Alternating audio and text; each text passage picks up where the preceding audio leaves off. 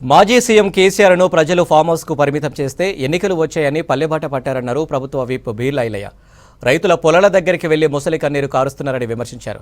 వర్షాలు లేక ప్రాజెక్టులు ఎండిపోయి కరువు వచ్చిందని తెలిపారు. కాంగ్రెస్ ప్రభుత్వంతోనే రైతుల సంక్షేమం సాధ్యమవుతుందన్నారు బీర్లా ఐలయ్య. మరొకసారి మోసం చేయడానికి ఫామ్ హౌస్ నుంచి బాతాల కోసేటి బయలుదేరాడు. మరి 9.5 సంవత్సరాలు మీకు అధికారం ఇస్తే రైతులకు ఏ విధంగా న్యాయం చేయని నువ్వు కాంగ్రెస్ పార్టీ అధికారంలోకి వచ్చిన 100 రోజుల్ని తల్లి సోనియా ఇచ్చినటువంటి అభయస్థం 6 గ్యారెంటీలో 5 ఇప్పటికే ఇంప్లిమెంట్ చేసి తెలంగాణ ప్రజల మన్నలు పొందినటువంటి కాంగ్రెస్ పార్టీకి వస్తున్నటువంటి ఆదరణ చూసి ఓర్వలేక మీరు చేసినటువంటి స్కామ్లు ఒక్కొక్కటి బయటపడుతుంటే తెలంగాణ ప్రజలకు ఏ రకంగా జవాబుదారు చెప్పలేకుండా ఇలా ఒక్కొక్క స్కామ్ మీద ఒక్కొక్కరు మాట్లాడుతుంటాడు.